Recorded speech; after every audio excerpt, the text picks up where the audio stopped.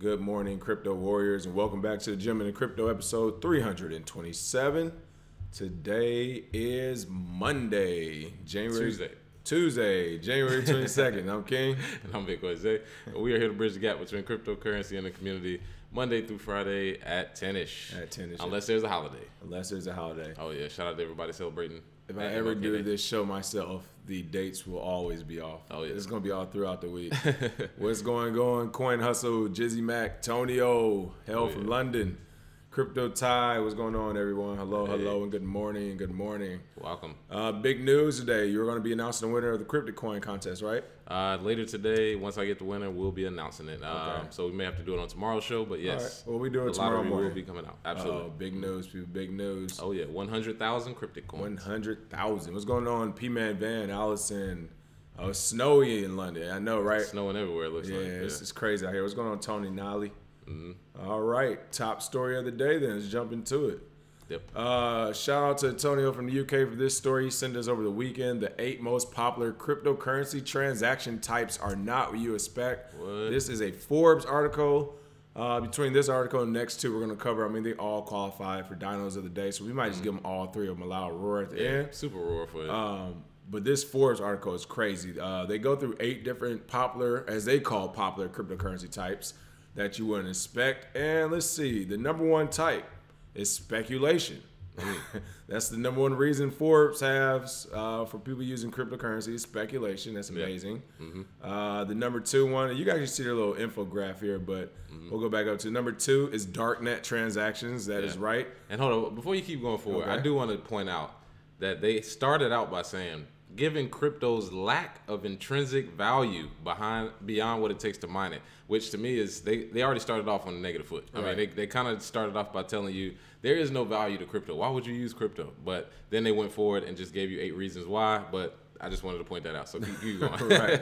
It has no value, but just in case you're using it. But just in case you use it. You're using it for speculation, number 1. Number 2, darknet transactions. For those who don't know, the darknet, that's part of the internet where most search engines don't find or can't reach. It's not that they can't reach, as this article is making the darknet seem like the dark corners of the web where purveyors, as they say, you basically get contraband from illegal drugs to child porn. If that's not fresh foot, I haven't seen. I mean, Jesus. The darknet is, as they said in that first sentence, something that search engines don't always reach. It doesn't mean anything's negative. Are there negative things? Yes, but there's also regular things on there too. Yeah. It's just something that Google doesn't agree with having on their search engine. Oh, yeah. And that could be anything as much as another competing Google site that Google won't put on their search engine because they don't want you to see it. So. Oh yeah, and also a quick reminder: the FBI actually came out and said they love when people use Bitcoin for illegal transactions because they can track it. So darknet transactions by the DEA or tracked by the SEC or tracked by the FBI, they put this out, but they do the exact opposite. So there we go. What's going on? Leroy Forbes, Christopher D. Jones, hello from KC. Yeah. Easy C, happy to be catching us live. There we go. Michael Williams, P-Man Band. Transaction number 3, money laundering. Wow. We don't need to go into detail. But yeah, do we exactly. need to even talk about money? I mean, we know the banks held supreme when it comes to money laundering. Bitcoin, literally, the market cap isn't even the size of the fines that some of these banks get for money laundering. Yeah, so exactly. We went to the website one day. We showed everybody all the different fines that just some banks have received this year, which is enormous. So it's crazy for them to put that. Oh, man. Crypto transaction type number 4, ransomware. Wow. Ransomware is hitting people whether you have crypto or not. So for That's them, been around before crypto. right? So. Yeah, that's null and void again. Yep. Number 5, crypto transaction type number 5, evading sanctions. Word. Sanctions. It hasn't worked yet, people. No country has actually fully used crypto as their primary currency. So that's not true. How can you evade sanctions with a program that's not even started? They want there's countries that want to do it, but it hasn't been established yet. And while we're talking about sanctions, does the U.S. ever get sanctioned by other countries? I was about to say. You never hear of it, right? You're a U.S. journalist writing this. Of course, they're going to evade sanctions by using Bitcoin. Right. If you tell somebody, yeah, you won't get any money, what do you think they're going to do? Just curl up and die? No, they're going to figure out a way. Exactly. Bitcoin's that way. Number 6, crypto theft. Money laundering, ransomware, and state-sponsored sanctions evasion has all as this guy put, spine-tingling James Bond flavor. So they're just trying to make a clickbait article. You could tell. Spine-tingling? Why are you talking about money laundering, ransomware, and sanctions, and then saying something about spine-tingling James Bond? Like, what are you going to do? Are you writing a story here? Why is your spine tingling? Are you writing a factual article? I don't know. But now they're saying it's also used for theft. Yeah. If you think one of the biggest crypto transactions is just crypto theft, then wow. Yeah. You are outside the circle in this. Number 7, hacking crypto infrastructure.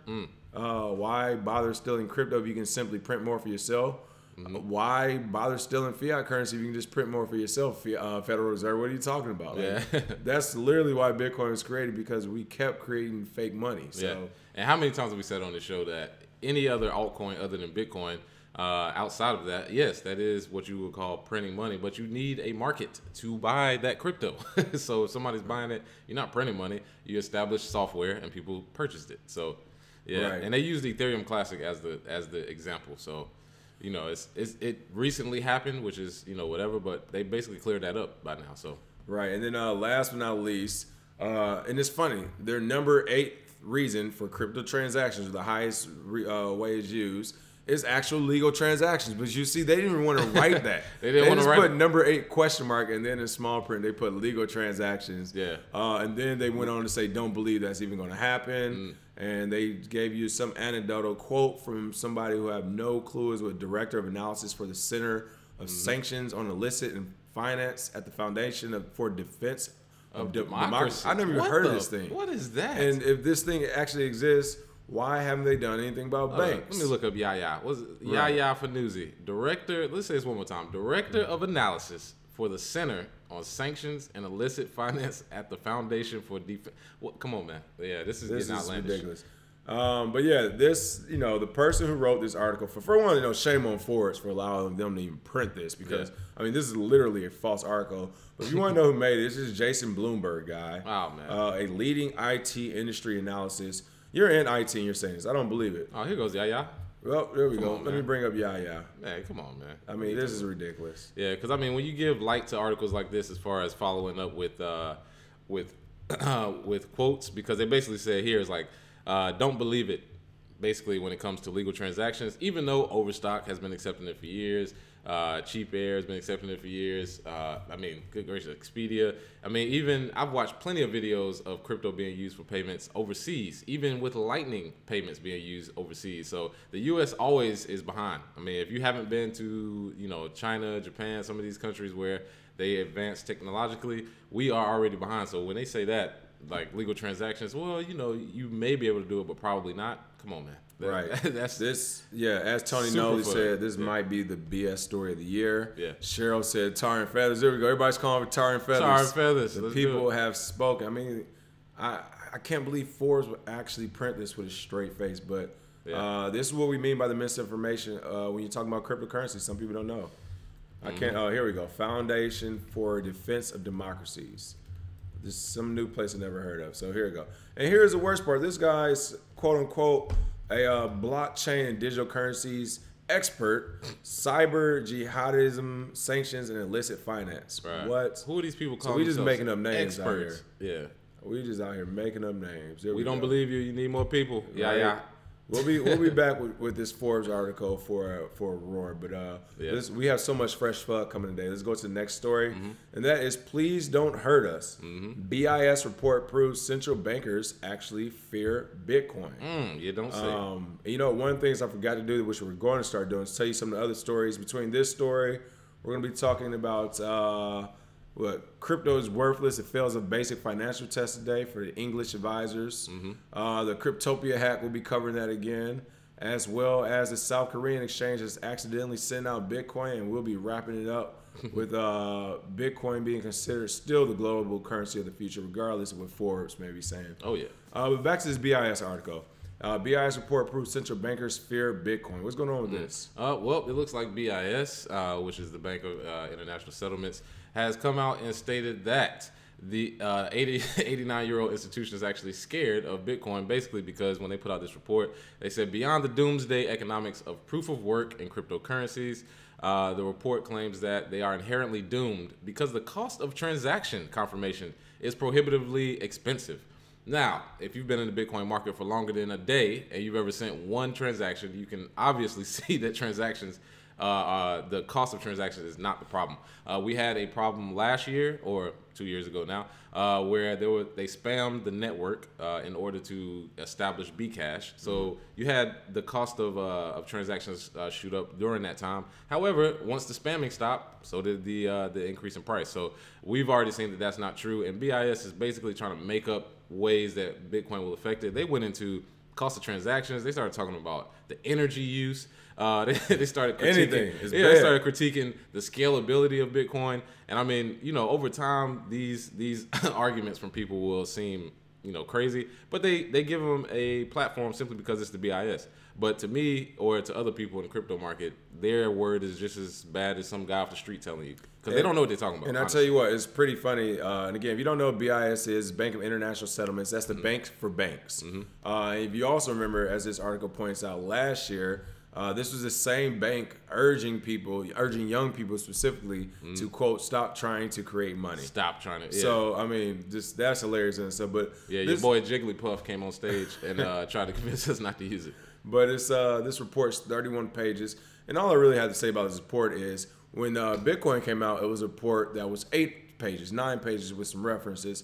And you have a 31-page report from the Bank of International Settlements, a bank that's been around for forever, that's now saying don't buy crypto. Yeah. I mean, hey, if that isn't a buy signal, I don't know what it is. Just think about it like this. If your 89-year-old grandpa or grandma was trying to convince you, and they gave you a book, not to use Bitcoin. They wrote a book report on why you shouldn't do it. Why you shouldn't use Bitcoin, you would bust out laughing in your face. This is basically what this is. And hilarious. Yeah, shout out to Augustine Carstens, because he puts himself out there. We get somebody else to laugh at, another dino. So right. I mean, like I said, I call him Jigglypuff, but some people call him Augustine. But this is hilarious. I mean, between Yaya, Augustine, let's see what else fresh food we got today, because most of this makes no sense. And then they use a video from Andres Antonopoulos to prove the point. So right.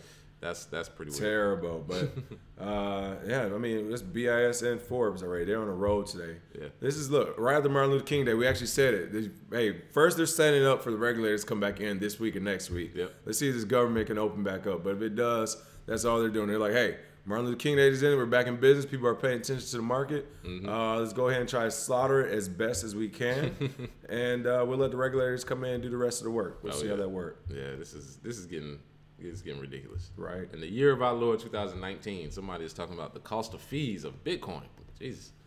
Crypto is worthless. Fails basic financial test, says the Bank of England advisor. Fresh FUD rolling in, people. All day. Van Stennis who is this guy? He's the Bank of England's governor. He's a senior advisor to the Bank of England Governor Mark Carney. And he says while traditional banks are always going to fend off competition from new fintech platforms, he's not losing any sleep over cryptocurrencies like Bitcoin. Of course, he was speaking at Davos in Switzerland. The 2019 World Economic Forum is being held this week. And of course, we always talk about at all these big conferences is when everybody wants to get their soundbite, and they always want to talk down on crypto every time. And it looks like without fail, it's happening again. Oh man! And the quote he actually said was, "Cryptocurrencies, they're not a great unit of exchange. They don't hold value, and they're slower." So what I will say about Bitcoin is, as a currency, it does have to start as a store of value and then move to a medium of exchange over time. However, we have proven over and over, to myself, to others, that you can actually exchange Bitcoin very quickly. And the technology that they created for banks to make their payments faster and more digital came because of Bitcoin. Once Bitcoin came, they was like, well, we can't just sit around and watch it. Guess we gotta have people save money. Yeah, exactly. So, and it's funny because he's saying customers of the bank, they want something cheaper, better, faster from banks. It's like, no. You don't understand. Most people, they don't want banks, but they don't have another option. And once they figure out they do, once crypto gets more established, they will establish that option. But this is another guy, like you said, very punchable face. Van Stennis shows up at different conferences, and this one was the World Economic Forum. They show up at conferences, they get a soundbite, and then they get in the news. And then people like us talk about them, but we know how they are, definitely dinos. Right. P-Man Van said they're the top crooks. Easy C said bank for settlers. Colonists keeping the system how it is, of course. P-Man Van said your grandpa telling you not to use the internet. That is literally what this is right now. Exactly, yeah. Your grandfather and your grandmother saying The internet is only for criminals. It's only for bad guys. All these nefarious transactions going. You shouldn't use it. You'll be better off. It's Exactly. Get but out there, the kids who use it are a lot smarter than all of us will ever be. So what are you saying right now? Yeah, I mean, come on, man. My man. Yes, the mean stench of FUD. Here it is. But with all these three, between the Forbes, BIS, and now this Bank of England advisor, let's go ahead and give them all our roar. Let's give them that loud roar, all of them. Oh, there it is. One, you know what? 3 of them, one for each of them. Oh, there it is. Oh yeah, just screaming. Oh, just screaming. I mean, we gotta close the gate. That's how they all were doing this weekend. I mean, literally just all going crazy. Yeah. I mean, even Gary Schilling made a. We've talked about him. He said he's short in Bitcoin. It's a grand Ponzi scheme. So well, at least he's putting his money where his mouth is. Yeah, that's what I always say. Now, in another 3 years, he better be broke. I don't want to hear him still being up because I'm like, all right, you hiding some money from the government there. Yeah, so. no, right. All right. New analysis suggests $16 million in crypto stolen in Cryptopia hack. If you remember, we covered the Cryptopia hack last week. People weren't sure how much was taken as far as the Ethereum and ERC20 tokens. Different exchanges were coming out with numbers, but it looks like now a new analysis from blockchain infrastructure firm Elementus came out January 20 saying about $16 million worth of Ethereum and those ERC20 tokens were stolen.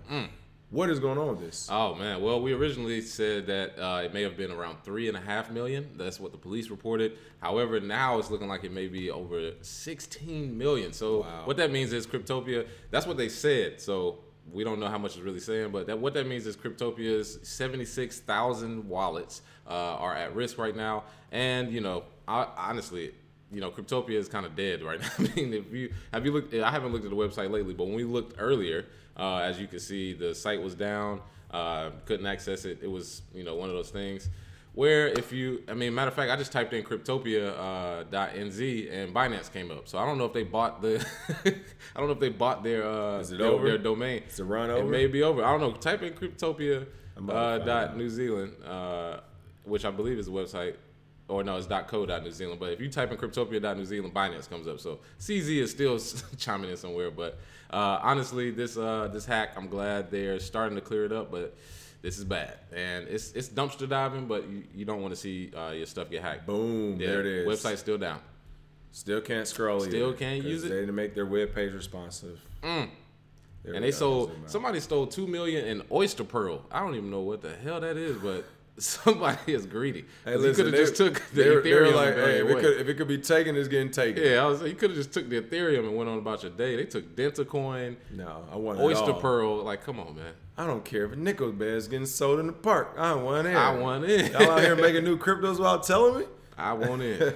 Yeah. But yeah, so you can see this kind of break down the 16 million in total that they have of different assets that were stolen.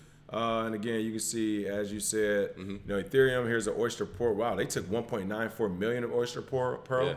You're right. Let's see. This Omnius took about 500,000 there, 452,000, 384,000 on DApps, 147,000 in Zap. I mean, they literally just wiped out some of these market shares. So, yeah. Wow. Well, sucks for Cryptopia. Good luck. Good luck. Hey. People get hacked every day, B. But hey, what's worse than hacking, I guess, I don't know if this is worse or better, but South Korean crypto exchange accidentally sends traders $5 million in Bitcoin. Oh, yeah. Way to give back to the community. Shout out to mistakes. That's what I'm talking about. It looks like there was an accidental air job. Who did this? What happened? Oh, man. It looks like somebody who is working for CoinNest, which is an exchange in South Korea. They accidentally airdropped $5 million worth of Bitcoin when they were trying to airdrop the Wii game tokens. Somehow the wires got crossed and they airdropped Bitcoin. So what happened, what was funny about it was as soon as people realized they got free Bitcoin, they tried to withdraw it instantly. So of course, the price of Bitcoin on that exchange actually plummeted to almost $50, people. Price of Bitcoin to $50. Price of Bitcoin. That's why you gotta have those buy orders in. Exactly. And that's what was crazy about this exchange, because if a mistake like this happens, usually you have to, clear it up quickly. But the market doesn't sleep. There are bots, there are people trading. So if they see that there is a huge influx of money leaving the exchange, most bots realize that and they start to sell or get a sell order. So that's why the price went all the way down to $50. I wish I would have had a buy order set at $50 on that exchange, but it's CoinNest. Nobody really uses it. And this is one of the funniest blunders ever because people have gotten hacked. People have, got their infrastructure messed with, but never has somebody accidentally given their traders $5 million. I wish TD Ameritrade or somebody or Coinbase or one of these other big platforms accidentally gave away $5 million. It would be front page of the news, but it's CoinNest. So, and it's South Korean exchange.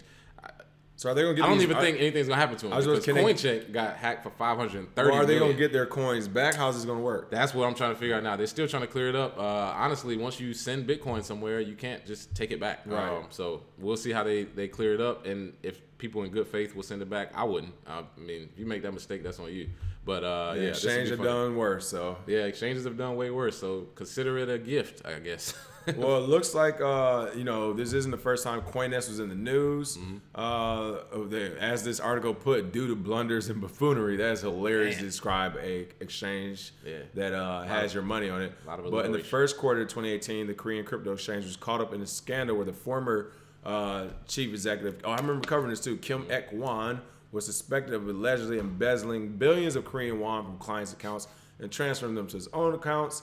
They removed that former president, apologized for the actions. But after this second one, I mean, come on, man. Who's going to wait for the third time? Yeah, exactly. Who in South Korea must use this exchange where they're like, oh man, you guys have done this wrong twice. Yeah. Let's wait the third time. But no, honestly, maybe the second time was a makeup for the first time. They're like, look, how can we make our clients happy that we took their money? Just give it back to them. What do you mean? Accidentally airdrop Bitcoin. Yeah. There we go. Yeah. There we go. Blockchain Shoes has said the exchanges make us take an L on the hack, so exchanges need to take an L on this. Exactly. I wouldn't give nothing back. Very true. Yeah. All right, and last but not least, crypto could still be global currency of the future, says NASDAQ CEOs. I mean, with all this FUD, this was something positive to hear in the news, to actually see in the news. I guess she hasn't heard about the crypto heart attacks that go around this time of the year, so she should be careful. However, it is looking like NASDAQ CEO Adina Friedman says 2019 will be a year of disruption and innovation. Cryptocurrencies could still be a global currency if the, quote, the tremendous demonstration of genius and creativity, end quote, finds practical utility. Oh, yeah. And I like this. I like this story simply because the quote that was given, Friedman actually described the classic invention life cycle, which most quotes we get is just Bitcoin's bad. It's for pyramid. It's a pyramid scheme. It's for terrorists. But she actually looked at Bitcoin, studied it, and saw that. And the invention cycle is marked by early pioneers, which would be 2010, 2011.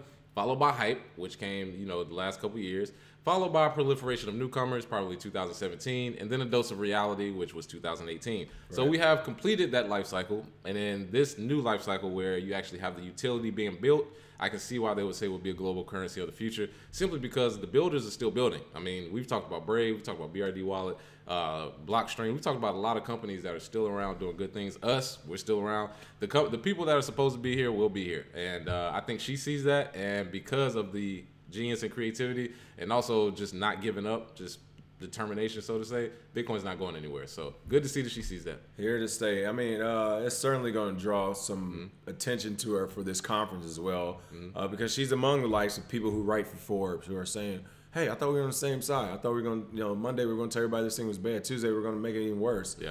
But try again. She said, no, I'm going to be on the right side of history. Oh, yeah. So we'll see what happens. I mean, pretty excited. And, of course, we'll be following Davos this week. There is definitely going to be some more quotes about crypto coming out of it because everybody knows it's coming. It's here to stay.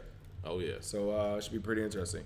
And last but not least, for the free Cryptocoin. Oh, yeah. Do people still have a chance to submit, or are we done with submissions? Done with submissions. All right. The winner will be announced tomorrow. Once we get the winner in, we'll announce it on our show for tomorrow. So if you entered the contest, your names have been submitted to the lottery. And once we get those names, we'll let you know who wins those 100,000 Cryptocoin.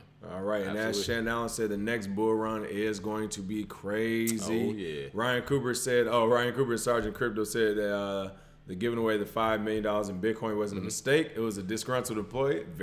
You never know.